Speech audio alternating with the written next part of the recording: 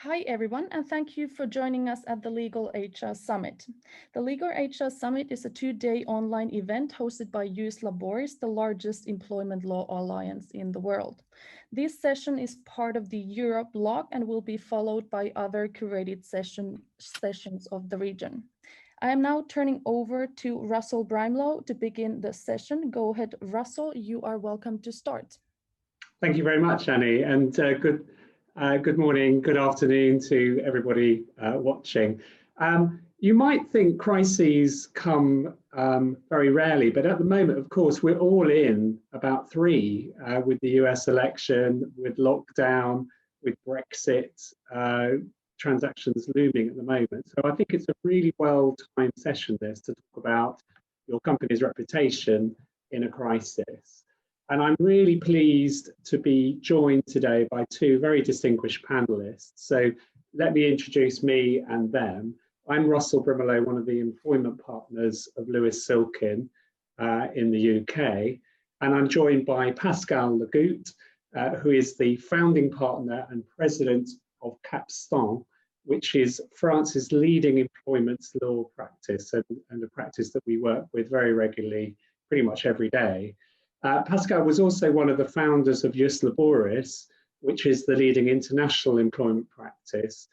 They're the French member and Lewis Silkin is the UK member. So I'm delighted to have Pascal here. We've had great fun preparing for this session.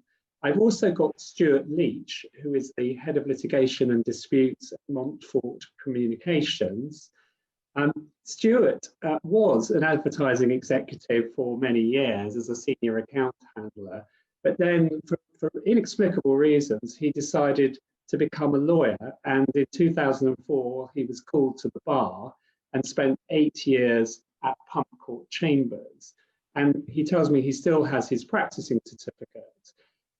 In the last 8 years, he's brought those two worlds together. And so he's now a specialist in strategic communications advice in the legal context. So thank you very much, panel, for joining me on this. And it's great that we've got such expertise. Just to get us into the swing of things, let's have a look at what we'll be talking about. There's many issues that arise for employers that may hit the headlines. And as you can see, hopefully on your screen, lots of headlines are kicking in, examples of the type of thing we're talking about. If you're an employment lawyer or an HR person, you will, I'm sure, have seen Me Too cases arising in the last 18 months. And of course, great examples of the kind of crises that companies have had to deal with would be the Harvey Weinstein issue, the Kevin Spacey issue at the Old Vic, which Lewis Silkin acted on. And even charities like Oxfam had a massive issue in relation to their activities in Haiti after the disaster there. But it can be all kinds of issues. We've seen product failure crises. Boeing 737 MAX had a terrible crisis, of course, as you remember, where it turned out that the software for takeoff in that plane was flawed on autopilot. We've had mis-selling scandals. So McDonald's recently had a real problem because it offered free McMuffins for breakfast to everybody who came in. But it then turned out you had to bring the app and have a particular barcode scanned. And that meant there were thousands and thousands of dissatisfied customers. We've seen data crises. So I'm sure you would have picked up about the Facebook and Cambridge Analytica scandals of recent times, which has been a real problem, I think, for Facebook to deal with, and has possibly affected various elections. Morrison's in the UK, the big supermarket, recently had a malicious data breach from a disgruntled employee to deal with. So the employer had to both deal with that data breach, but also fight vicarious liability in the courts in the UK. We've seen alleged tax evasion issues from big companies like Amazon and Google and individuals. We all remember the senior executive at Nissan, Carlos Ghosn. I can't I'm not sure if I pronounced that right, who managed to escape from Japan to North Cyprus, hiding in a musical box, apparently. And of course, we've got the COVID issues as well. So we've all seen those pictures, for example, of Aer Lingus's very packed plane and the issues that rose. So all these crises, they're going to be putting much pressure on you as the lawyer or the HR person dealing with the matter, and also on the executives at your company. And we're going to be hearing some stories about how that kind of public press pressure has weighed in on senior executives in terms of pay deals and getting better social plans. So the question really for you is, are you actually prepared for press inquiries into issues that you might just think are a legal matter? And you know, if you've never handled a case in the media spotlight, I think it's a good idea to think about it before you might do so. If the phone rings, and we've got a very vintage phone here, what do you say? I mean, this is one of the big issues that we'll be looking at. And more importantly, because you'll be on a Zoom call dealing with the crisis, what does your assistant say? Are they prepared to actually respond to this? Is your client prepared for press intrusion? It's not uncommon for the press to descend and doorstep both senior executives and headquarter offices. How are they going to deal with that, and will you prepare them for it? The impact of media publicity can be too big a risk to ignore for many clients. Many online retailers, for example, are much more focused on their reputation because of the willingness of people to buy products from them than they might be about legal liability sometimes. So it's a major issue, and sometimes can outweigh the legal issues. But we're here to tell you, with my distinguished panel, that this is a risk that can be managed. And I think we need to tell you that publicity can be your friend, even if it might be your enemy. Sometimes it might be both, as people will, I'm sure, talk about. One of the other issues to bear in mind is the press story almost never matches the real facts of the situation. If you've ever been involved in anything that's hit the press, your immediate reaction on reading the story is, well, they've got that completely wrong.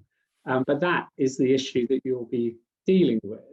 And I think one of the other issues to bear in mind is it can be very difficult to do the job of lawyer and manage PR issues at the same time. So you're wearing, as this gentleman is, many hats to deal with this. But you can make a difference. And I think the key is in preparation and in anticipating the issues which might be raised. So that is our pitch for your attention over this 45-minute period. I've got a slide here that shows you who the speakers are, and then if the technology works, I'm going to stop sharing that slideshow and ask Annie, if I may, to start the polling. So we're going to ask you a question, and hopefully you've got the wherewithal to answer this in real time as we go. So I'm going to ask you question 1 in the polling, which is, have you ever had an issue to deal with that has attracted press or media attention? So that's just a yes/no question, and hopefully that's popped up on your screens. And then the second question, please answer that as well, is if so, was your initial response to the press media attention no comment? And again, that's just a no/yes question. So please do vote on that. And we'll just wait a moment, I think, just for that answers to come through. So Annie, I don't know whether we can see the results straight away or whether you'd prefer us to come back to them. Give the attendees a couple of more seconds and share the results with you.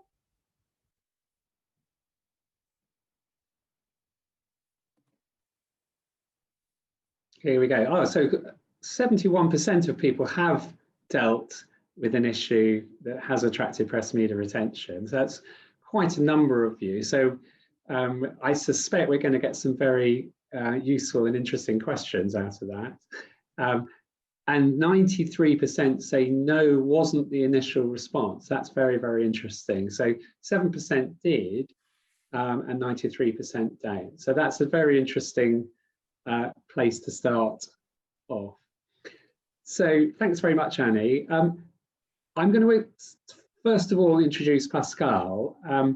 So Pascal, in your experience in dealing with crises of various kinds, how often has the communications strategy that you need to have impacted on the legal strategy that you want to pursue? Oh, many times, in fact. Now it's key. You cannot start a large project regarding the employees without a peer consultant on board. We really need this kind of support because, you know, for many people, what is written in the newspaper or said on the TV, it's part of the truth.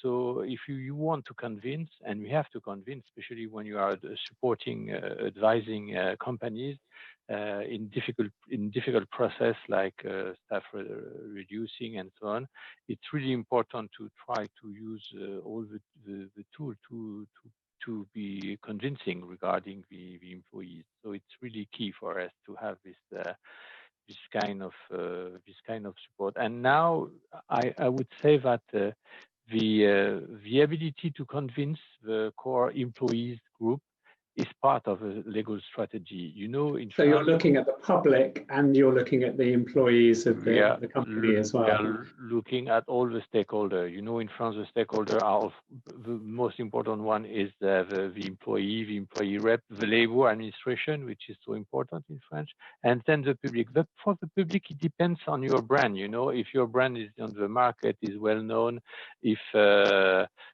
it could have an impact on the decision of the clients to buy your product or not, of course you will have to take that in consideration. But sorry, go ahead. Yeah. Do you have any examples of where you've had to fight a battle in the public arena, if you like, and as well legally at the same time? Yes, of course. We have one currently. Yes, we have a decision yesterday. We are reducing. We have a restructuring, a dismissal plan ongoing in north of France. The big factory, which belongs to a very large company worldwide one, and then we have to fight in the court and in the media with the other lawyer, the lawyer who is supporting the unions, and now the issue was that the reorganization we want to implement in cutting some position will expose the employee to certain risk. It says, okay, you decrease the numbers of head within the company, but you will also decrease the security level. And so, because this company is manufacturing some chemical product, and it says, okay, you will lower the protection to the employee. And so we try to convince the judge that the judge has to stop the reorganization of the company because this reorganization creates a specific danger for the employees. And then he tried to convince, and if you look at the local press, frankly, it was very convincing. He says, okay, look, the numbers of firemen decrease, we create interaction in between products which are dangerous, and so, which was not true. And so we have to try to convince everybody that it was not the truth. And fortunately, yesterday we had the rulings of the judge, and the judge says, go on. You can follow up your project, and you can achieve what you want to achieve. Of course, you have to keep your security level as it is, but it is what we are doing. And then, but he was really, he used, and in his file in front of the judge, he went to the judge with all the newspapers, the article related to that. They say, okay, it's not the opinion, only the opinion of the unions, but also the opinion of all the journalists and all the people who look seriously at this case. So he tried to use this to convince the judges and also all the stakeholders around. But fortunately, it was not successful.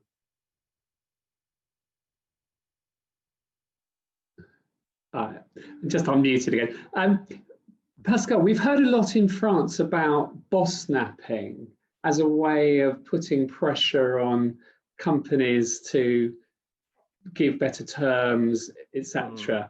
And that's obviously a really interesting way of using publicity. Yes. Tell us about that. Is that very common? Does that actually happen? It's less now, but it was very common in the past year, and so we had to face such situation. And in France there are two ways to shut down a plant, for example, within a company. You can do it on your own, or you can find an agreement on that. To find an agreement, it's really the easy way to lock down a plant, and it's highly recommended to try to find an agreement with the unions. And in this case, this company was manufacturing a shock absorber, and but now nobody replaced the shock absorber on the car. It's too well done, and so you keep it for forever. And then we have to close down this plant.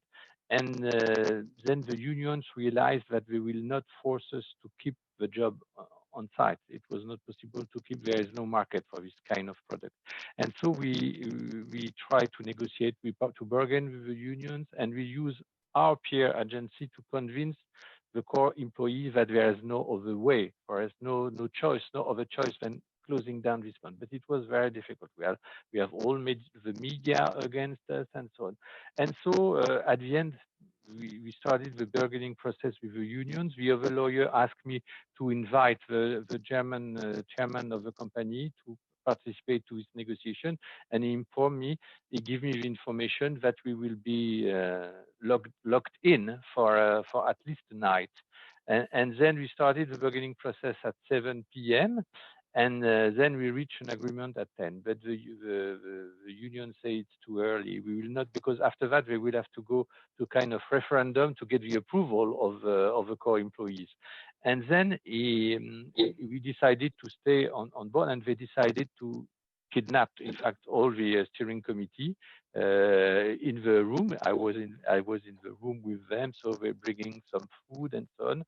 But we have reached an agreement at 10, and so but it was too early, and so they decided to keep us all the night. And some of the employee was drunk and so on.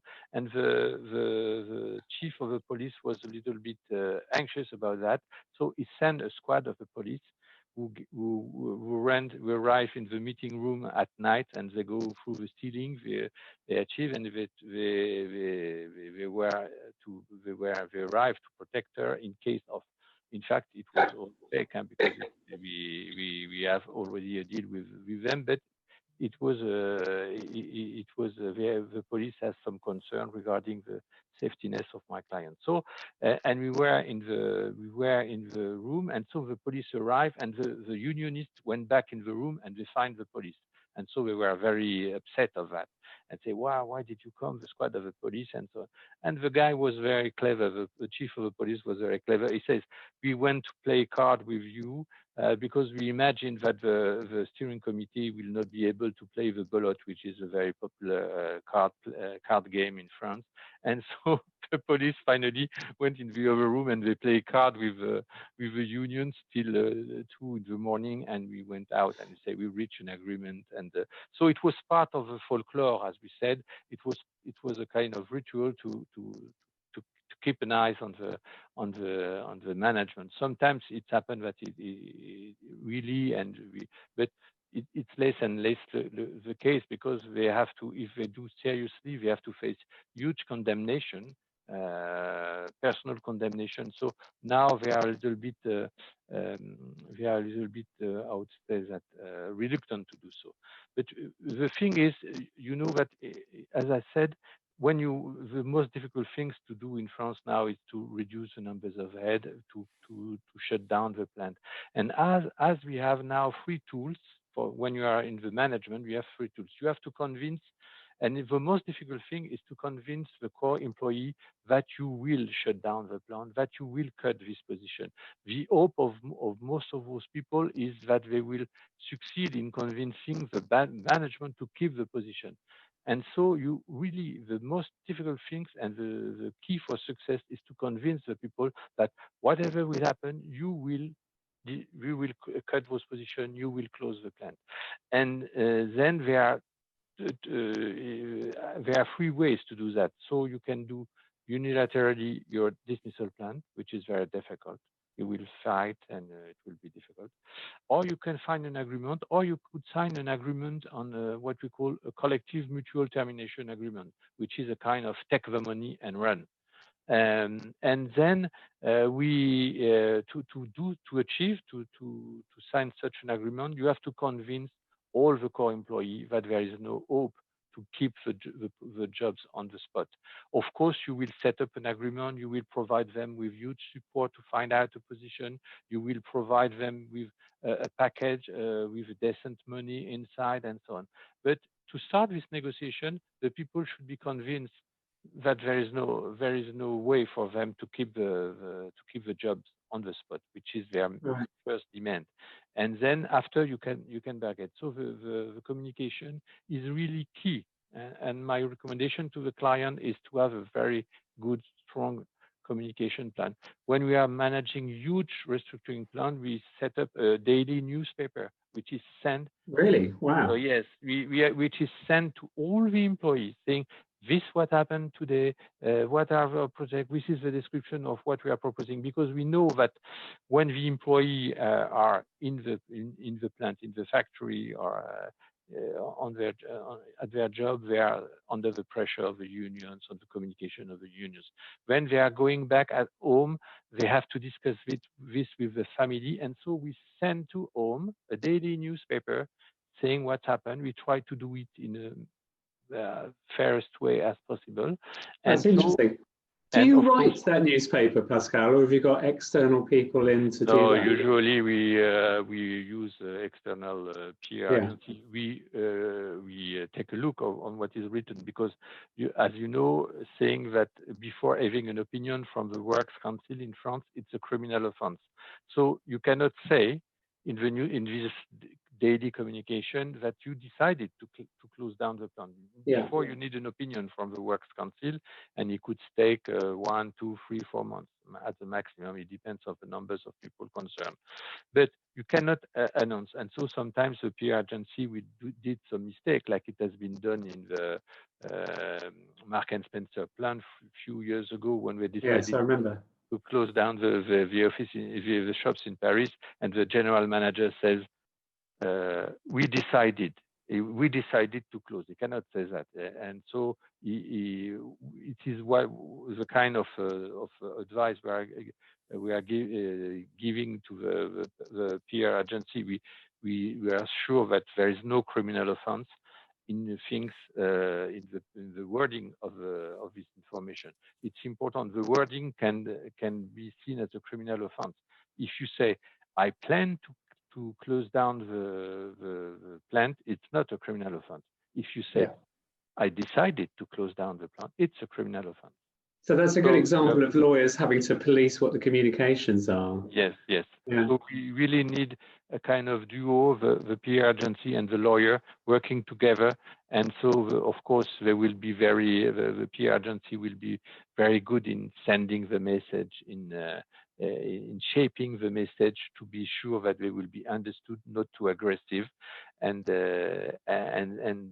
directing in direction to the family, to all the people surrounding the employees, and then to convince himself. And then after, this guy will put pressure on the unions to find out an agreement. Of course, we will pay respect to the unions. We will try to find an agreement, but to get this agreement, the unionist has to understand that the people in the plant want to get benefits, they want to get support, they want a good package. And so they have no more hope to keep the jobs. And so the unions very often focus on trying to struggle against the boss decision. And so when you convince everybody that the boss decision is not a personal decision, it's a decision which is driven by the circumstances, by the economic situation, then you can open the negotiation and you end successfully. And so I think we probably call that winning hearts and minds. And it's really interesting that you're also taking in people's families as well as the actual employees.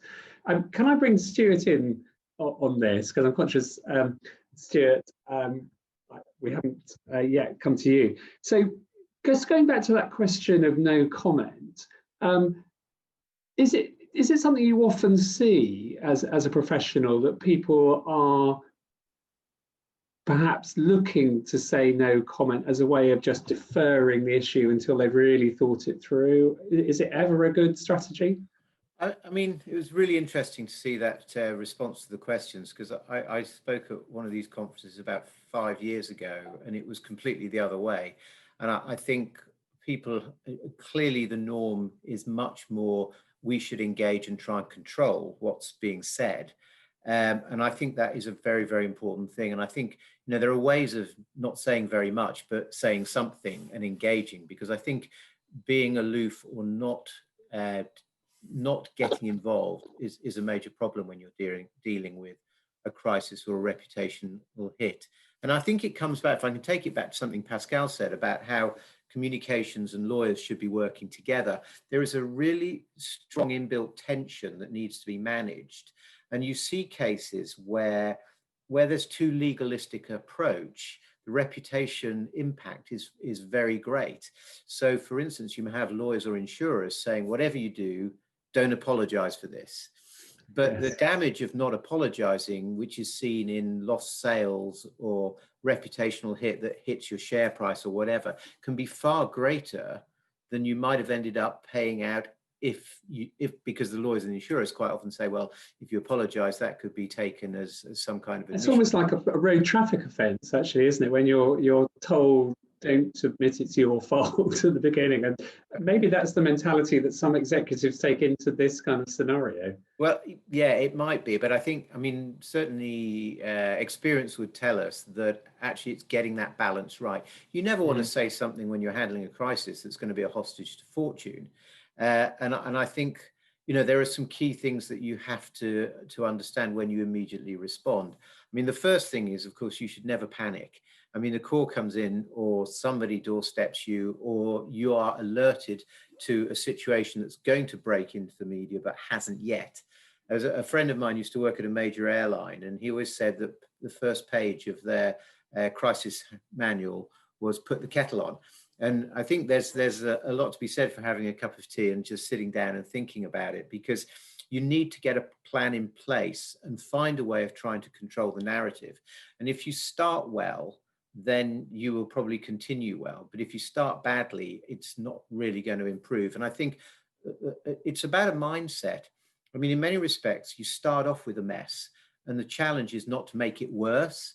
And to understand that actually a crisis is just an event that's been badly handled. So if you get control of what the story is and you communicate it in the right way, it's much easier to manage. And I always there's two examples which go, I mean, they're very major issues, major disasters, but the way they were handled is a good comparison. So you probably remember in 2010, the BP Deepwater Horizon disaster. At the same time in Chile, the Chilean miners disaster occurred. And you had, on the one hand, immediately BP was saying it's not our fault. 11 people were dead, and there was some degree of empathy was required there. It immediately alienated all of their stakeholder groups, and in particular the US, which is where they were based, where that incident occurred.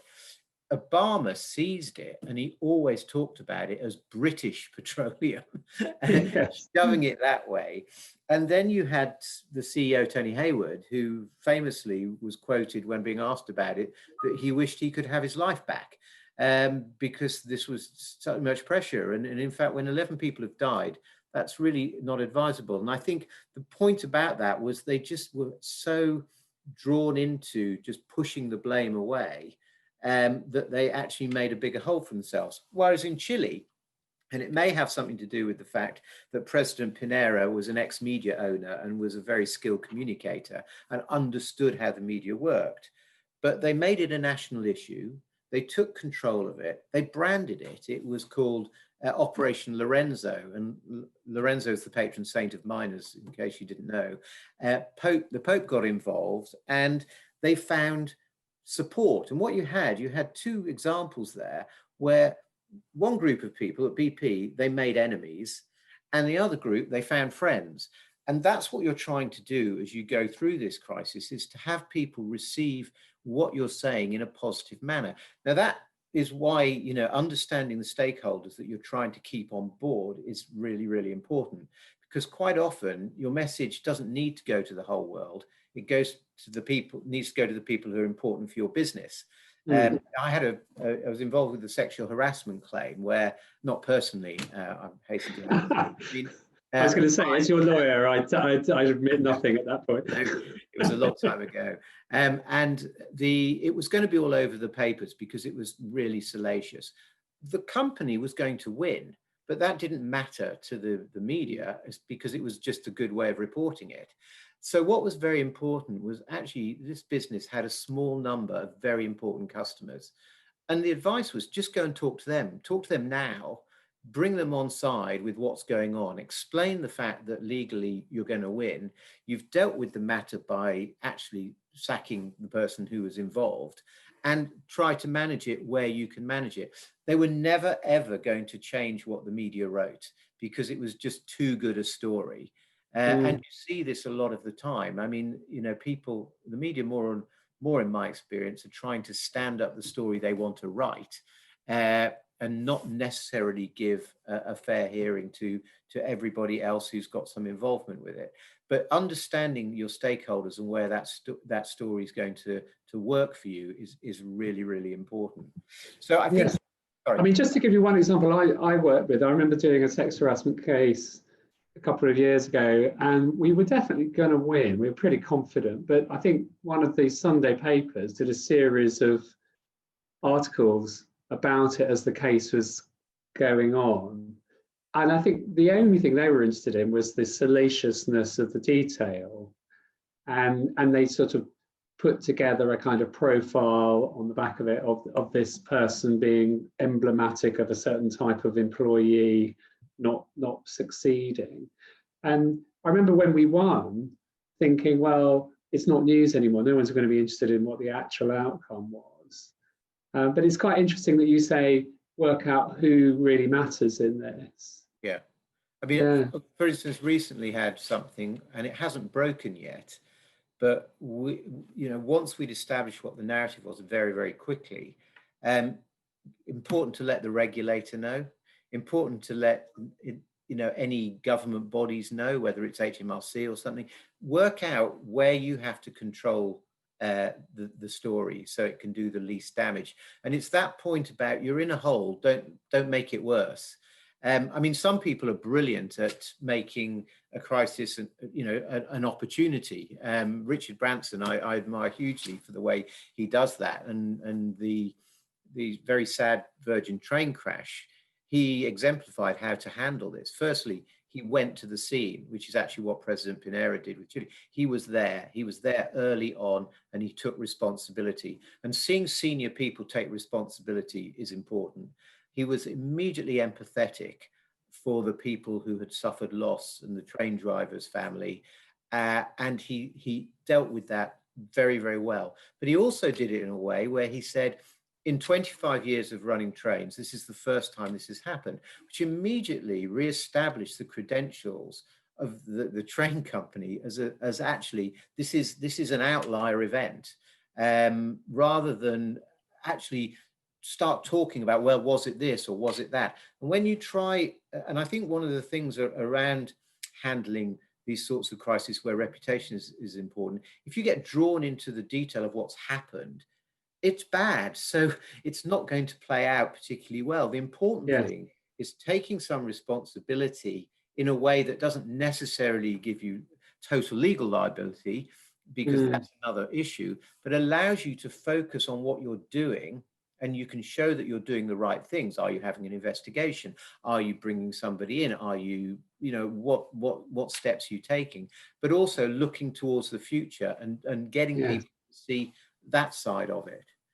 Do you think in the social media age, actually the emotional reaction is just as important as any sort of legal reaction? I just remember, I mean, to give you a possibly less recent example when George Bush reacted to the New Orleans floods by not going, and I think that was a terrible mistake to be seen to be aloof. And I'm sure you can see some other recent examples of that. But do you think that's really important, because that's what people are talking about? Yeah, I do, and I think that's where the citizen journalists can really get an awful lot of traction.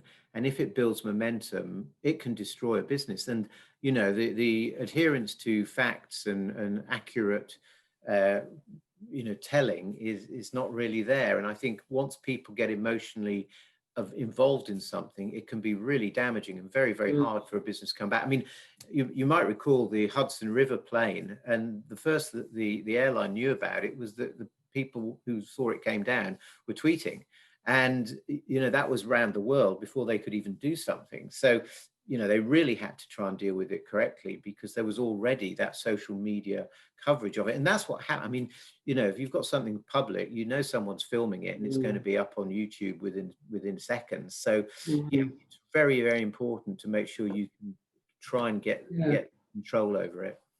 I remember, Pascal, just bringing you back in. You were talking when we were preparing this about one of your clients having a lot of social media pressure because there was an issue of Uyghurs being involved in the supply chain. Yes. Do you want to just tell us a little bit more about that? Yes, I think it's something which is well known around the world, because it's an Australian non-governmental organization who set up this, and so they try to attire the attention of the public on the fact that some of those companies, French but also US one, and maybe in other countries, were using this minority with their user. They were using some manufacturing plant using the workforce which was made of Uyghur in China. This minority which has been which has been mistreated by the Chinese authority, and so most of them were jailed and forced to work in a plant.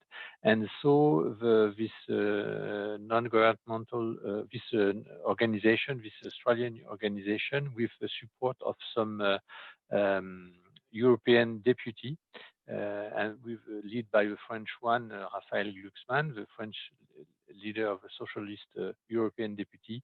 And so he tried to give an echo to this, and he published he made public some comment, he posted some comment regarding the fact that this very well-known French brand, but also this American one, use this manufacturing company in China, and this company was using the Uyghurs. And so I think the French company reacts very well. They immediately set up a kind of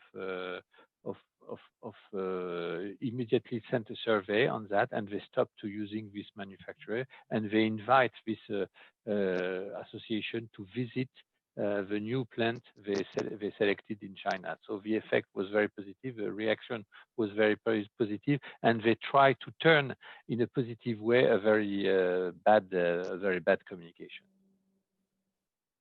And maybe just thinking about that, is there any occasion where you get clients who say, well, no publicity is bad publicity? I mean, I sometimes think Trump has that kind of approach, almost anything that gets the attention on him is fine by him, kind of thing.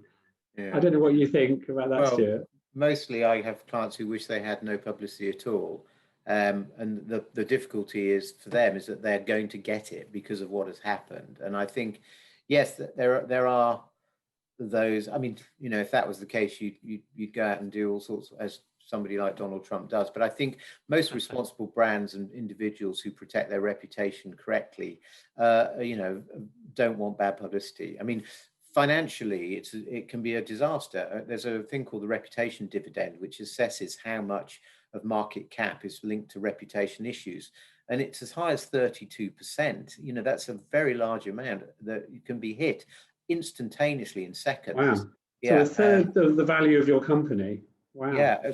so this is a regularly done report in London, and it's on the FTSE, and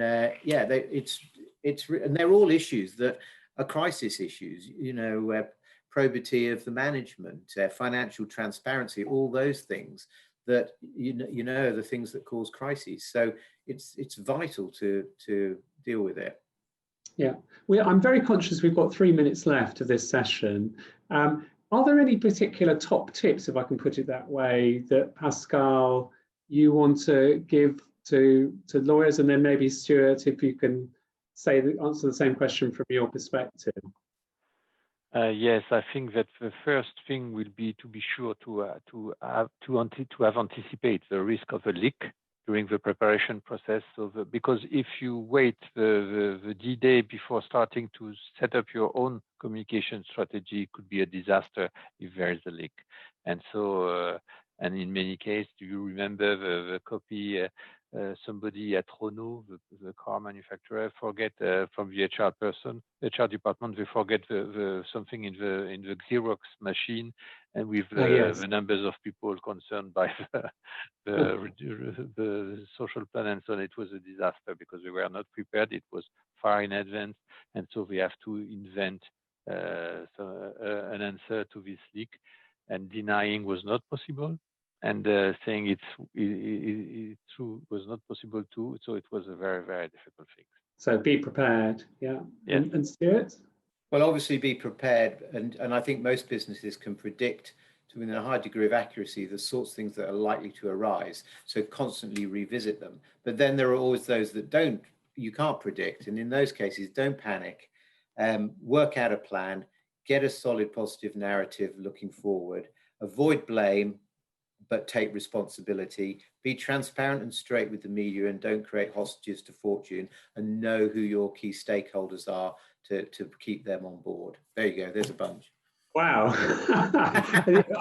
You might have to email that round to people, because I was trying to scribble down there. I missed a few. That's brilliant. Thank you very much indeed. It's been a really interesting session. Just I think we've got 1 minute left.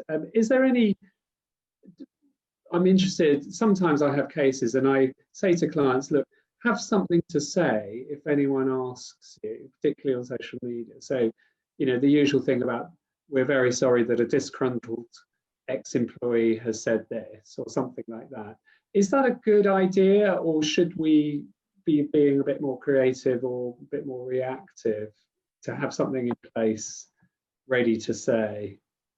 I think you should always have a rebuttal strategy and be ready to push back on something, particularly if it's wrong. Pascal, would you agree? Or? Yes, I fully agree with you. We need to be prepared, and so you have to prepare a Q&A. You have to prepare, and far in advance, in fact, because it's difficult, to keep secret something which is shared among 10 people to be prepared, because there is a kind of contradiction. To go in front of the Works Council, you have to be well prepared. You have to set up a 100 pages document, and then you need people to prepare it, and then you have to, and so it will take 1 to 3 months. So having 10 and maybe more people keeping a secret for 2 months, difficult in the world now. Brilliant. Well, thank you very much indeed. My panelists, Pascal Legoutte from Capstan in Paris, Stuart Leach from Montfort Communications. My name's Russell Brimelow. Thank you for joining us, and all the best in this current situation, which is also a crisis. Thanks very much. Thanks, Russell. Thank you. Pascal. Thanks, Russell. Thank you, guys. So we have now reached the end of this session, but the Legal HR Summit is not over yet, as we have many other sessions coming up today. On your screen, you should see the titles of the next simultaneous sessions. Finally, me too, I would like to thank everyone for attending this session, and thanks also to our panelists for their important insights. So with that, this session will now be ending. I hope to see you at the next one.